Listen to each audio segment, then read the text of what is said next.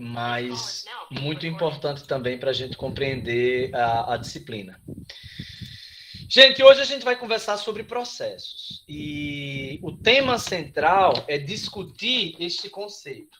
Antes da gente começar esse assunto propriamente, eu queria contar uma história para vocês. É uma história fictícia, naturalmente, mas que ela ilustra bastante a importância de compreendermos os processos dentro de uma empresa. Conta-se que certa vez tinha um rapaz trabalhando numa empresa num campo numa empresa eólica, né? E aí, não sei se vocês já entraram num parque desses, mas eles desmatam um espaço relativamente grande.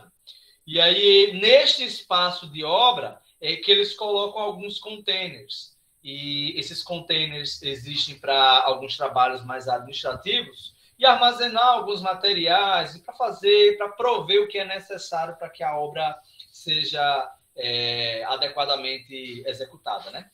E aí conta-se que existiam 3 funcionários que eles tinham a missão de povoar com árvores o espaço desse campo de trabalho.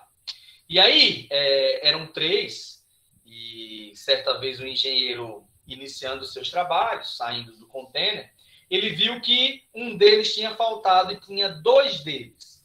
Nesses 2, um ia, cavava o buraco, e o outro ia, logo em seguida, enterrava a areia deste buraco. Ele achou aquilo ali estranho, né? Ele sabia que eram 3, viu 2, mas ele seguiu o seu trabalho e foi fazer a visita dentro da obra. Fez a varredura, voltou poucas horas depois e verificou que os 2 rapazes que estavam cavando esse buraco, um cavava e o outro enterrava, eles estavam primeiramente de um lado, quando ele regressou, eles estavam do outro lado, né? Ou seja, tinham concluído o trabalho de um lado e estavam agora realizando o trabalho do outro. Ele achou aquilo ali estranhíssimo e foi lá, né? Aí ele perguntou, pessoal, o que vocês estão fazendo aí? Cadê seu Zé? Por que ele não veio hoje? Aí eles disseram, não, doutor, o senhor sabe que nosso trabalho aqui é plantar essas árvores, né? Aí ele, sei sim. E por isso que eu estou querendo entender o que vocês estão fazendo. Não, a gente está cumprindo nosso trabalho. O outro dia o doutor disse que um cavava, o outro plantava a semente e aí o outro ia e enterrava. O Zé faltou, o Zé tinha a função de plantar a semente, mas a gente está fazendo nosso trabalho. Não vai deixar de cavar e enterrar o buraco. E aí, essa caricatura, essa história que aparentemente é boba, ela ilustra um drama dentro de muitas organizações. A falta de percepção sobre o processo de trabalho, o para que existe e como existe. Veja, qual é o sentido de cavar e enterrar um buraco se esse buraco vai simplesmente atender a um padrão de trabalho que vai sair do nada para lugar nenhum? O tema central desse processo deveria ser o exercício de plantar. Faltou o Zé, que fazia a parte mais importante desse processo. No entanto, os outros 2 funcionários, não sei se em tom de protesto contra alguma coisa, ou por mera obediência cega a um ritual institucional, continuaram exercendo o seu trabalho, mesmo ele findando em lugar algum. Repito, saindo do nada para lugar nenhum. E, gente, isso é muito mais comum do que vocês pensam, infelizmente. Talvez não exatamente dessa forma, mas quantas vezes vocês, dentro de uma empresa, responderam um questionário que tinha perguntas que você ficou se perguntando se eram relevantes para aquela empresa saber? Quantas vezes vocês realizaram processos como clientes ou funcionários de outras instituições em que vocês se perguntaram firmemente se aquilo tinha sentido, se não poderia ser mais eficiente? E isso, gente, é aplicável em uma padaria em que o caixa talvez fique distante demais da fila, até outras instituições em que você tem formulários com perguntas estranhas, em que você tem uma cozinha, o fogão distante demais das panelas, alguns acessórios que poderiam ser melhor organizados quanto a layout, quanto a maneiras de facilitar o trabalho. E não à toa, gente, esse exercício de refletir sobre esse funcionamento, ele bebe muito nas teorias da administração que a gente está vendo lá em Fundamentos. O estudo de tempos e movimentos taylorista, ele é muito contributivo para a gente compreender como a gente pode não só mapear, mas modelar um processo. Eita, que diabo é mapeamento? Que diabo é modelagem? Eu não entendi direito nem o que era processo, aí o professor já vem falando nessas outras palavras esquisitas. Me desculpem. Vamos hoje entender mais a fundo o que é um processo. E aí vai ficar mais fácil de vocês compreenderem como ele exatamente interfere no trabalho dentro de uma empresa. Mas antes disso, eu queria fazer um sobrevoo em que a gente vai pensar um pouquinho como é que funciona qualquer organização. Vocês já sabem, a gente já viu em Fundamentos da Administração também, que toda e qualquer organização humana existe a partir de um objetivo. As pessoas se juntam em nome de um propósito, elas não aleatoriamente se aglomeram. Elas têm objetivos em comum e elas têm um mínimo de convivência favorável. E essa convivência favorável permite que elas se unam em uma missão. Essa missão será o propósito institucional. E esse propósito institucional vai ser orientado por uma visão, que é onde a empresa quer chegar. Nos valores da empresa serão discutidos os pontos-chave que uma instituição não abre mão.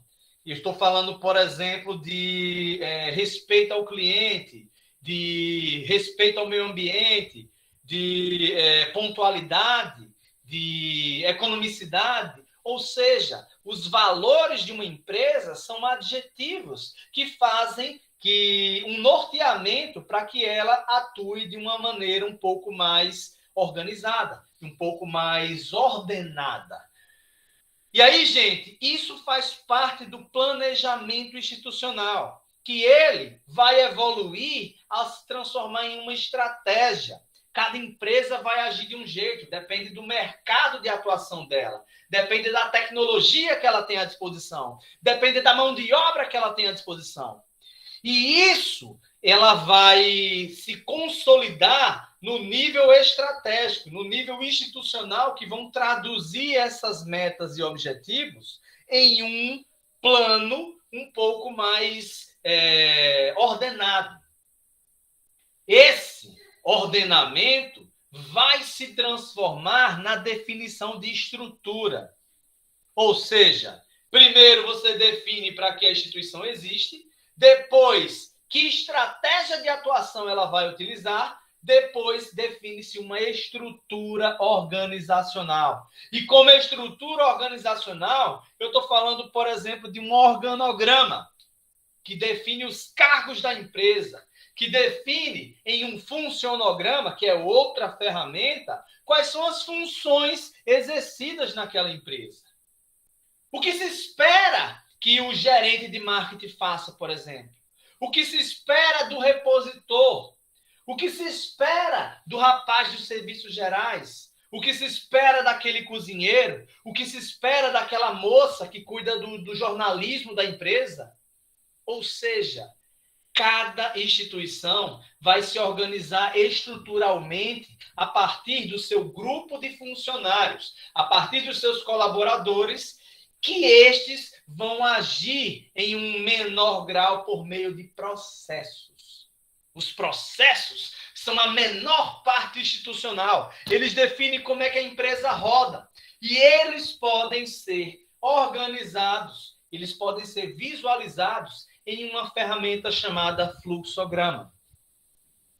Caramba, professor, tu falou coisa demais, tu falou 1 tonelada e não entendi 1 grama. Gente, eu estou sobrevoando. Repito o que eu já disse, mas faço questão de enfatizar. Hoje vamos entender o que é um processo. E eu não estou falando de um processo judicial. Com certeza vocês já ouviram essa palavra lá em algum advogado, colega de vocês viram no jornal várias vezes, de processos judiciais. Existe na legislação federal algumas leis que regulam como é que isso funciona. E no serviço público, você tem a Lei 9784, que define quais são as ferramentas, quais são os rituais que são necessários para que um processo administrativo ordene-se adequadamente. Lá no 8.112, que é a Lei do Serviço Público, do servidor público, ele discute também sobre processo de sindicância e processo administrativo. Mas antes que você se chateie comigo, essa aula de hoje não é uma aula de direito. Eu não vou discutir leis com vocês. Eu estou colocando essas observações aqui para deixar claro que eu estou falando de outro tipo de processo, mas que estes que vocês estão vislumbrando no slide aí, eles também são ferramentas, são aplicações dessa nossa discussão de processos. Quem aqui já acompanhou uma audiência judicial? Quem aqui já precisou, por exemplo, processar uma empresa ou se envolveu em alguma situação como esta? Antes que vocês falem, talvez alguém já tenha passado por isso, mas não se sinta à vontade em comentar sobre isso, mas existe alguns rituais que são necessários em um processo judicial. Por exemplo, a petição inicial. E aí o advogado de uma das partes vai protocolar isso lá no fórum. E aí esse processo vai avançar e ele vai ser avaliado por alguns técnicos judiciários. Ele vai evoluir até um ponto que um juiz despacha uma sentença. Essa sentença vai ser posterior a uma audiência, por exemplo. Ou seja, o que eu quero que vocês entendam é que existe um ritual específico, uma ordem de trabalhos. Mas, professor, nunca tive nada a ver com o negócio de justiça. Tenho até medo dessas coisas. Tá, vamos falar da missa. A missa é composta essencialmente por um ritual. Oi, alguém quer falar? Abre o microfone? Estou ouvindo demais. A missa, gente, ela é composta também por um ritual. Como é esse ritual dentro da missa? Você entra e aí, geralmente, o padre canta uma música e aí ele faz uma... O padre não, toda a congregação, né? Canta-se uma música, depois faz-se uma prece, depois se lê o evangelho, depois canta-se outra música. E assim, você tem uma ordem de trabalhos que são executadas. Você tem um ritual. Esse ritual é vislumbrado, por exemplo, também num culto, em que você tem, a partir de uma ordem de trabalhos estabelecidas, expectativas que você, como participante daquele momento, já sabe o que é que vem antes e o que é que vem depois. Mas dentro de uma empresa também acontece isso. Quando você pede, por exemplo, uma fralda na Amazon, esse teu pedido ele vai ser processado para o site. Esse site vai checar se você pagou no cartão e aí ele vai mandar uma mensagem para a administradora do teu cartão. A administradora do teu cartão vai pagar a empresa, a Amazon, por exemplo. E aí essa empresa, essa Amazon, ela vai, a partir disso, dar andamento ao teu processo. Ela vai liberar o teu pedido para o centro de distribuição. Esse centro de distribuição vai checar se realmente tem aquela fralda disponível que você comprou e vai enviar para outro setor que vai cuidar do despache para que essa fralda seja encaminhada pela rede de distribuição da Amazon. Essa rede de distribuição vai fazer a entrega do teu item. E isso vai ser possivelmente acompanhado por você por meio do site. Quem já comprou alguma coisa na internet sabe do que eu estou falando. Então, existem etapas. E essa etapa é parte do processo. Vocês estão entendendo o que eu estou querendo dizer, gente? Sim, professor. Vamos falar sobre a definição do Vilela sobre processo. Segundo ele, um grupo de tarefas interligadas logicamente que utilizam os recursos da organização para gerar resultados definidos, de forma a apoiar seus objetivos. Olha como é interessante essa definição. Porque você tem uma sequência lógica de tarefas. Vamos a um exemplo bem prático. Imagine que você vai construir uma casa. Faz sentido vocês chamarem o pintor antes de levantar as paredes? É óbvio que não. O pintor vai pintar o quê? Se não tem nem alvenaria lá para ele pintar. Então, essas tarefas são interligadas, porque uma depende da outra, mas essa interligação, ela acontece em uma ordem definida.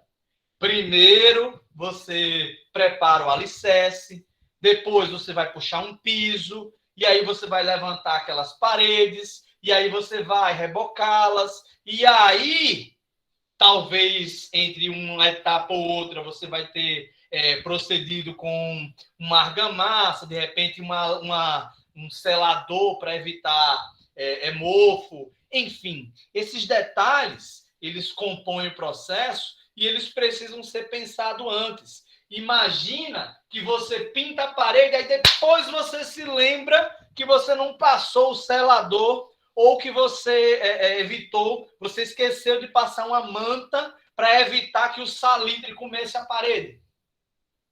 Aí lascou, você vai gastar mais dinheiro. Aí lascou, porque talvez a falta de organização processual, a falta de uma sequência lógica dessas atividades, fez você gastar mais recursos. E gastando mais recursos, talvez você não vai chegar aos resultados que você queria. Imagina num consultório médico uma falha de agendamento, por exemplo. Você liga para aquele consultório para dar uma olhada sei lá, numa gripe que você está sentindo. E aí você liga, agenda a consulta para amanhã, o atendente diz que tem vaga. Aí tu chega lá e o atendente errou. Olha, senhor, desculpa, o médico não vem hoje. Essa falha de organização e essa falha de relacionamento com o cliente pode gerar uma insatisfação ao ponto de você, como paciente, você, como cliente deste médico, você nunca mais quer saber daquele consultório. E isso fere os resultados almejados por esse consultório. Então, veja, um processo é uma organização lógica de atividades para que os resultados sejam adequadamente alcançados. Mas se ainda não está claro, eu trago essa definição do Hamler e Breit. Eles falam que são uma série de etapas criadas para produzir um bem ou serviço. E aí, vocês que são meus alunos, vocês viram lá na escola taylorista, por exemplo, que na hora de montar um carro você tem etapas. Você começa pelas estruturas metálicas, você avança até o chassi, e aí você vai e coloca aqui as rodas, e aí você, ou seja, você tem algumas etapas.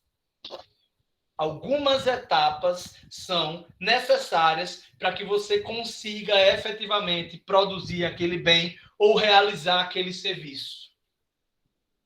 De um ar-condicionado que você vai montar até um cabelo que você vai cortar, gente. Você precisa idealizar quais são os recursos necessários para cortar aquele cabelo. Você vai precisar de uma tesoura, vai precisar de uma navalha, vai precisar daquelas máquinas, você vai pintar o cabelo, você está com os produtos aí à disposição, você tem que descolorir primeiro, ou seja, tem que ser realizado logicamente. E isso tem que ser feito num pensamento anterior. É necessário um planejamento para que o teu processo não vá por água abaixo. E aí o Reis e o Bledman, eles trazem outra maneira de enxergar isso. Eles dizem que processos são entendidos como sequência de tarefas e atividades utilizadas na entrada input. Eita, espero que vocês se lembrem da nossa aula sobre teoria sistêmica de ontem, que eu falei para vocês, mostrando naquele slide, que um processo dentro da teoria sistêmica, ele era composto por entradas, input, processamento daqueles materiais, e aí então você redunda numa saída. E aí eu mostrei para vocês ontem que você tem entradas, essas entradas são processadas, e aí você consegue efetivamente gerar saídas. Essa é a ideia do Reis e Blattman. E aí, gente, vocês percebem como as nossas escolas da administração têm aplicação no nosso mundo prático do trabalho. Por quê? Porque na escola sistêmica, eles organizaram uma maneira de enxergar esses processos como entradas que elas vão ser, a partir desse processamento de materiais, vai ser agregado valor àquilo. Porque esse plástico sozinho, ele não tem valor para mim. Mas se ele tiver atrelado a um instrumento de escrita, com tinta, com um design funcional para mim, aí eu compro essa bexiga. Entrada, processamento, saída. Se eu te der vamos lá, você está a fim de matar a tua sede. Aí eu jogo um limão nos teus peitos. O que é que tu vai fazer com isso? Tá faltando material. Eu quero me refrescar, eu quero uma limonada.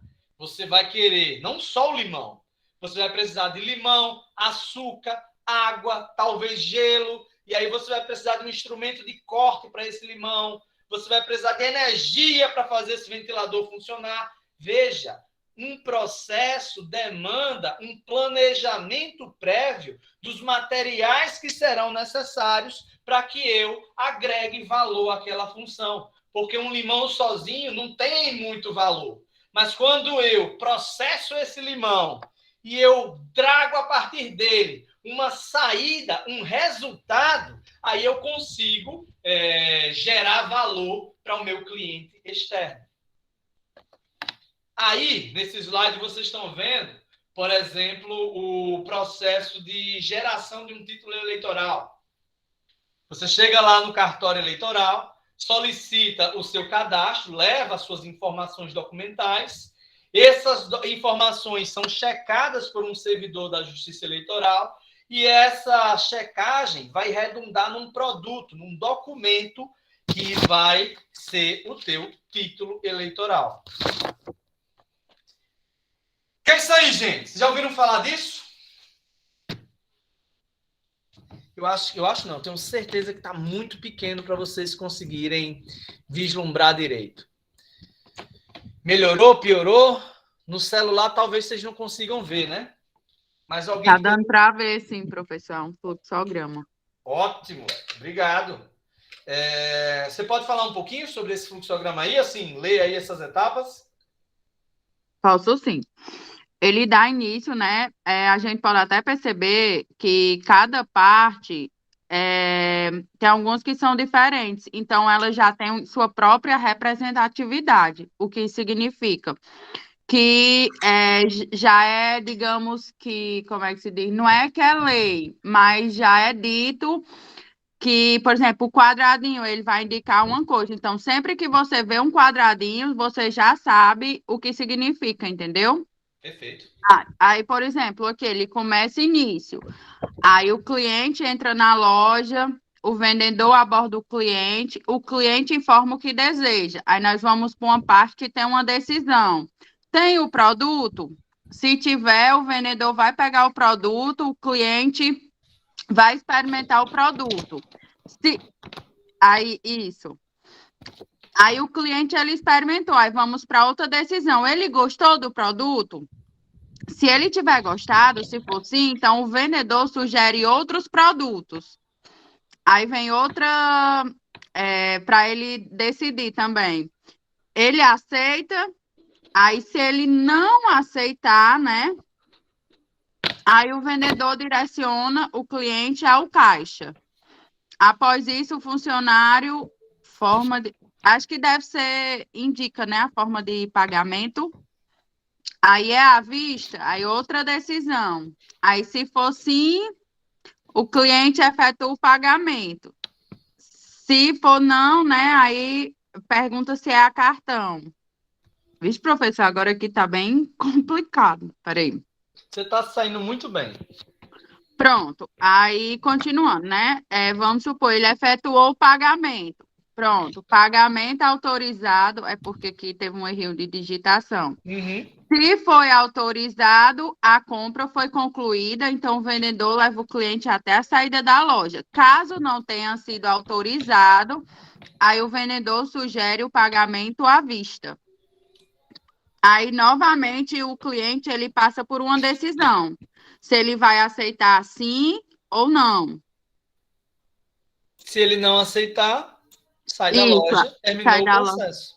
Isso, aí, assim, a gente vê, né, que tem diferentes formas, né, que o fluxograma já tem essa função, né, e ele já é meio que base o significado de quando automaticamente você já vê, por exemplo, um quadrado ou a bolinha, né, já identificar o que aquilo vai dizer, né, vai significar. Perfeito. Muito bem. Parabéns, viu, Dandara? Parabéns mesmo. Fez muito mais do que eu estava esperando.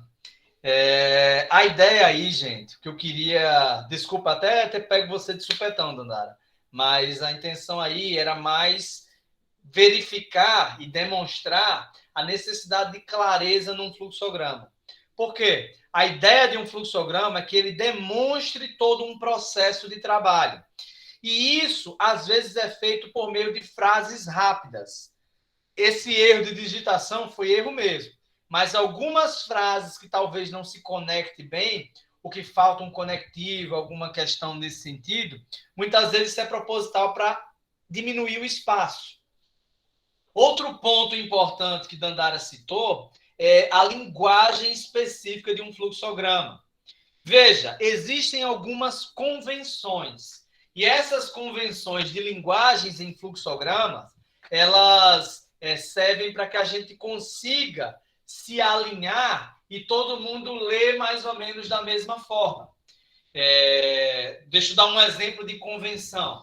Quando você vai em qualquer cidade do Brasil e você vê o sinal vermelho, você sabe que tem que parar. Apesar de muita gente não obedecer isso tanto à risca em alguns lugares. Mas o fato é que há uma convenção sobre o sinal vermelho.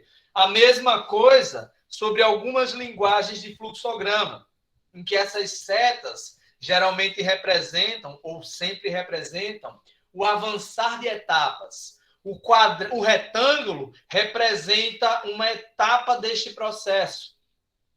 O círculo redondo representa o início dele, do mesmo jeito que o losango representa uma decisão.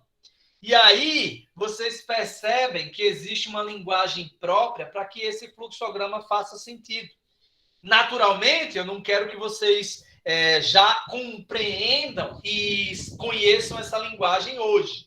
A gente vai ter uma aula específica sobre isso. Mas o que eu quero com isso é demonstrar a importância do fluxograma, porque ele é uma representação sobre um processo. E quando você mapeia esse processo, você monta esse fluxograma. É como se você literalmente tirasse uma fotografia daquele processo. E essa fotografia pode ser uma ferramenta para eu melhorar esse processo. Quando eu melhoro esse processo, eu estou modelando ele. Exemplo prático. Será que essas relações aqui na forma de pagamento, elas não estão desatualizadas? Você notou aqui que não está se falando nem Pix, né? Por exemplo. E hoje as pessoas utilizam muito o Pix como uma forma de pagamento. Aqui... Já ia falar, professor. Perfeito, perfeito. Esse fluxograma que e o cartão também ainda tem a pergunta se é em débito ou em crédito. Perfeito, excelente, Lígia. Excelente mesmo. Esse fluxograma que eu estou mostrando para vocês foi feito por um grupo de uma turma anterior. E aí eu achei ele funcional, e aí eu quis demonstrar para vocês aqui. Mas essa ideia de modelagem é justamente isso. Eu tenho a fotografia daquele processo e, a partir desse fluxograma, eu posso acrescentar etapas. Eu digo, não, hoje isso aqui está atrasado. Hoje as pessoas usam muito mais o Pix do que o cartão. Então, eu vou acrescentar aqui. Outra possibilidade também é eu retirar uma parte desse processo, porque talvez não esteja somando tanto no que se espera desse processo. Mas aí, turma, quem digitou alguma coisa? Francisco Wagner levantou a mão. Pode falar, meu chapa. Professor, e também tem o pagamento pelo link também agora. Sim. Pelo link, quando a gente tira a fotografia. Fotografia não, né? Com a câmera do celular, né? Assim? É o chamado Não, QR. isso aí, Eu não. isso aí é QR Code, não, professor. Sim, sim. É possível, sim, sim. E aí são coisas que, em uma modelagem, poderiam ter sido acrescentadas naquele processo que eu mostrei para vocês. Mas aí, gente, vamos lá, vamos pensar um pouquinho sobre as características de um processo para que ele seja bem definido e não reste nenhuma dúvida sobre o que é isso. Um processo, via de regra, ele precisa de um começo e um fim. O meio desse processo, ele vai ser alterável, mas, de maneira geral, o início dele parte dos objetivos daquele processo. Vamos a um exemplo prático. Quando você vai ao médico, o teu objetivo ele é ter uma vida mais saudável ou exclusivamente se curar daquela doença? Eu não sei se vocês já pensaram sobre isso, mas inquestionavelmente é muito mais eficaz você evitar a doença do que tratá-las. Então, assim, como é que eu posso fazer? Como é que eu posso fazer para curar uma dor de cabeça? Vou lá e tomo uma aspirina. Será que não faz mais sentido eu pensar o que é que está gerando essa dor de cabeça e, de repente, evitar a tela de noite? Ou, de repente, tomar um pouquinho de café naquele momento que eu estou sentindo aquela dor de cabeça? Ou até cortar esse meu vício em cafeína? Culpado aqui eu tenho. Enfim, a gente precisa ter clareza dos nossos objetivos. Uma empresa, ela quer ganhar dinheiro? Certo, natural. Mas esse ganho de dinheiro vai ser indefinidamente a partir de enganar clientes? No curto prazo, talvez funcione. No longo prazo, essa empresa não só vai ser desmascarada, mas ela vai ser processada. Essa empresa vai ser extirpada do mercado se ela não tiver uma definição de objetivos sustentáveis. Daí entra a necessidade de um fluxograma para eu pensar um pouquinho sobre o que e como eu estou fazendo as coisas. E aí entra a necessidade de clareza sobre os meus processos de transformação. Eu tenho um salão de beleza para embelezar as minhas clientes ou simplesmente para passar a tesoura e fazer da maneira que eu acho que é mais adequado? Enfim, é claro que existem muitas discussões sobre isso, mas uma empresa que não tem uma missão institucional clara, uma empresa que ela existe exclusivamente para objetivos financeiros, ela tem uma tendência a durar menos no tempo. E aí, para que, a partir dessa definição clara de para que ela existe, você precisa ter uma clareza sobre como esse objetivo vai ser alcançado. Eu comecei a nossa conversa de hoje falando sobre missão, visão e valores.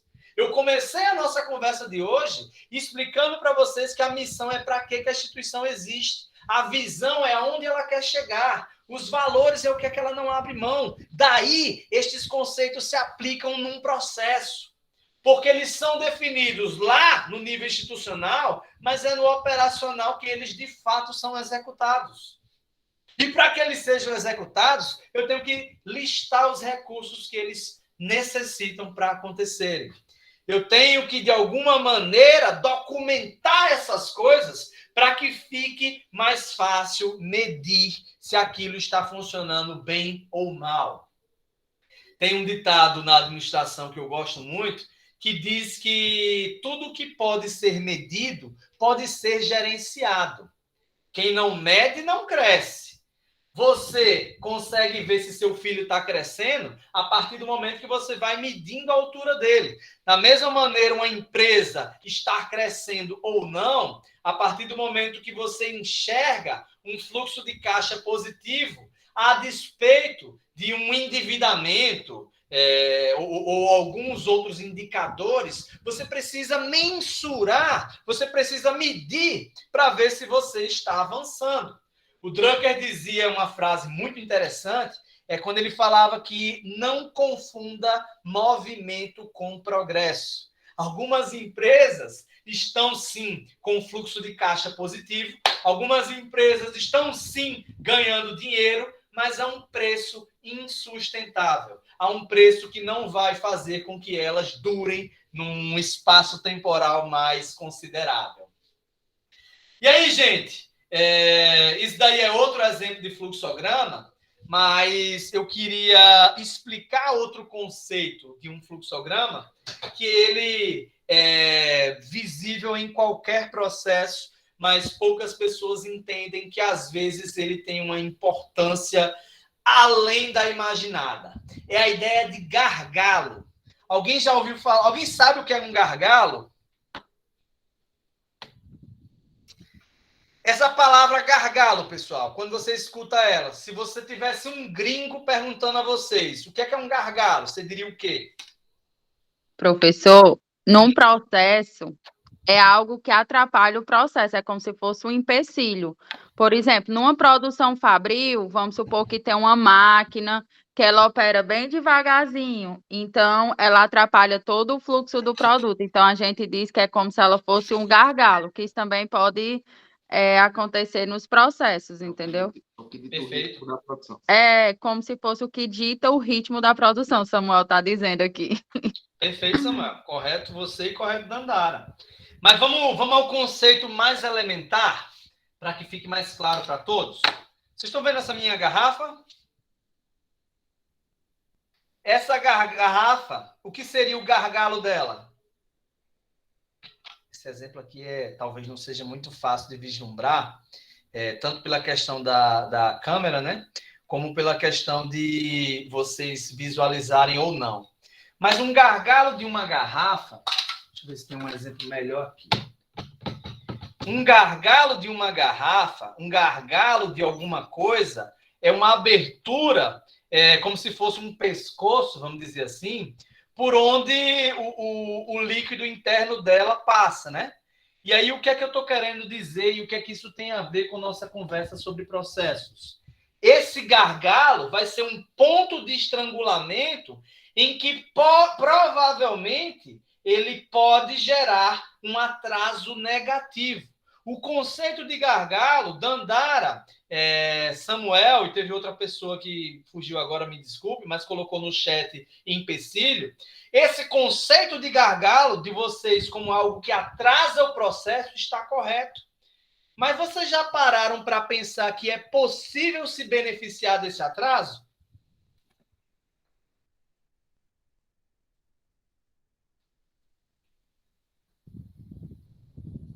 Uma vela, pessoal, ela existe essencialmente a partir da demora em que a parafina tem para ser, no processo de combustão, ela ser queimada. Então, se ela queimasse rapidamente, ela não teria motivo de existir.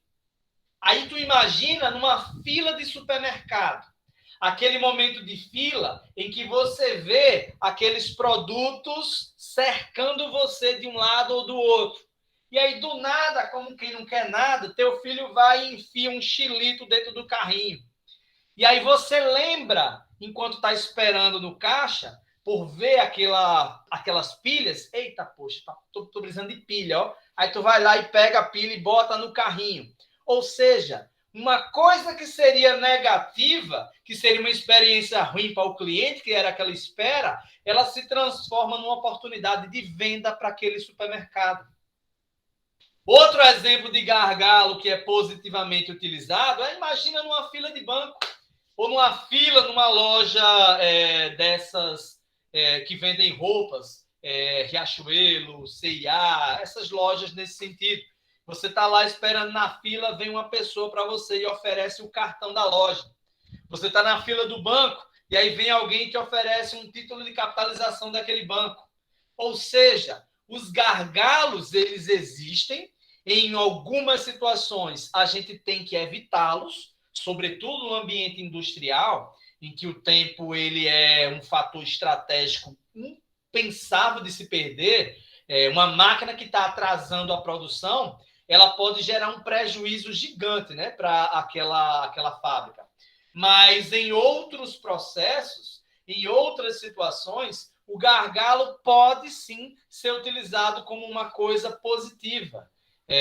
O fato é que se o gargalo vai ser bom ou ruim, ou se ele vai ser possível aproveitar algo nele, tem uma relação muito com os operantes daquele processo terem clareza sobre como ele vai interferir nos objetivos da empresa e como eles podem ou não se beneficiar destes gargalos. O que eu quero que vocês entendam sobre esse conceito é que o gargalo é um atraso, ele é um ponto que ele vai frear uma parte do processo. Sim, isso é um fato. Quando você tem uma multidão de 10 mil pessoas tentando sair por um espaço de uma porta normal, naturalmente vai gerar fila, naturalmente vai gerar atraso. Mas, em determinadas situações, essa fila, esse atraso, ele pode ser potencialmente utilizado para outras coisas. Como, por exemplo, numa fila para entrar no estádio de futebol. Aquela fila, aquela quantidade de pessoas tentando entrar enfileiradas, ela auxilia, por exemplo, na hora de revistar. E aí checar pessoas mal intencionadas que estão querendo entrar com armas, por exemplo, naquele estádio. Ou outras situações, em uma festa, o dono da festa, o promotor da festa, ele quer que as pessoas comprem bebida lá dentro. E o que é que ele faz? Ele utiliza a fila para revistar se o pessoal está entrando com alguma coisa de má fé, seja armas, por exemplo, seja uma bebida, por exemplo, ou alguma coisa que vai contra as metas daquele evento. Então, entendam gargalo como esse atraso, mas percebam e tenham a visão estratégica de que é possível, muitas vezes, se beneficiar desse atraso. E aí, gente, eu quero que vocês entendam também outro conceito, que é a ideia de caminho crítico. O caminho crítico seria o prazo mínimo para a execução daquele projeto. Seria aquele caminho natural que se espera que um processo siga. Em uma, por exemplo, vou fazer minha casa. Outro exemplo de casa de novo, que eu já falei, mas vocês vão entender o que eu quero dizer. Eu preciso ter uma sequência lógica de etapas. Por quê? Eu não consigo contratar todos aqueles profissionais ao mesmo tempo. Eu tenho que contratar pedreiro, eu tenho que contratar eletricista, eu tenho que contratar o pintor. E aí eu já vou combinar com o meu eletricista de que o quê? Ei, vou precisar de você lá na metade de dezembro. 15 de dezembro, você pode vir aqui na minha casa? Aí ele, show de bola, eu vou sim. Só que o que é que acontece se o pedreiro atrasar o processo? Se o pedreiro não levantar aquela parede, se o pedreiro não furar ou passar as canaletas internamente dentro daquelas paredes, o eletricista não vai ter o que fazer. E aí eu tive gargalo no processo. Então, o meu caminho crítico, ele vai ser o prazo mínimo de execução, o prazo mínimo para que eu conclua aquele determinado processo. Se eu sou dono de um restaurante, por exemplo, eu tenho que pensar mais ou menos quanto tempo o meu cliente gasta dentro do meu estabelecimento. Quanto tempo mais ou menos ele gasta naquela refeição. Claro que isso tem variações, é lógico, eu não consigo ter previsões exatas em alguns serviços, mas eu tenho expectativas disso para influenciar na quantidade de mesas que eu vou colocar no meu estabelecimento, para influenciar na quantidade de profissionais que eu vou precisar ter para atender essa clientela, seja garçons, seja cozinheiros, seja o corpo estrutural da minha empresa. Então, eu espero que vocês tenham percebido a conexão que tem entre esses assuntos que eu levantei para vocês hoje. Primeiro, missão, depois, estratégia, depois estrutura, e aí você entra finalmente num processo. E esse processo, ele vai ser mapeado a partir do instante em que você meio que tira uma fotografia dele. Um fluxograma, isso daí que vocês estão vendo na minha tela, esse fluxograma é um mapeamento. Ele é uma fotografia de como era o processo de atendimento numa loja lá em 2019. Hoje, você precisa atualizar esse processo, colocando, por exemplo, Pix, colocando, por exemplo, QR Code, colocando outras novidades que surgiram. E aí entra a necessidade de você não só mapear, mas também modelar um determinado processo para que ele seja melhorado, seja acrescentando novas etapas ou tirando etapas desnecessárias. E aí a gente volta para aquela história que eu contei para vocês no início da nossa aula. O problema daqueles camaradas que estavam cavando e simplesmente enterrando aquele buraco, abriu o buraco, enterra o buraco, faltava a percepção do que era que eles estavam fazendo. Porque aquele processo só tinha sentido se quando alguém cava, outra pessoa plante algo. Senão não tem sentido eu simplesmente cavar e enterrar buracos. E aí entra a necessidade de eu ter pessoas dentro da minha empresa que compreendam o que é que a empresa faz. E aí entra a missão, visão e valores, para que você tenha um corpo funcional bem liderado em pessoas que compreendam o que é que aquela instituição está fazendo. Como é que se faz essas coisas, pessoal? A gente vai conversar sobre desenho organizacional. Se eu não me engano, é na próxima aula. Mas, de maneira geral, você consegue mapear um processo fazendo o quê? Coloca no papel como é que funciona o setor, o que é que ele faz, para quem ele faz, e aí você vai começar a matutar. Como é que ele funciona? Que demandas diariamente acontecem por lá? E aí, se necessário, desenhando isso, perguntando às pessoas que trabalham lá, você vai sugerir ou não alterações. É possível que você mapeie um processo e perceba que ele já está rodando bem, já está funcionando bem e não tem muito o que se mexer sobre ele. E aí, pessoal, dúvidas, comentários? O que é que vocês têm para mim hoje para a gente encerrar essa nossa conversa da sexta-feira à noite?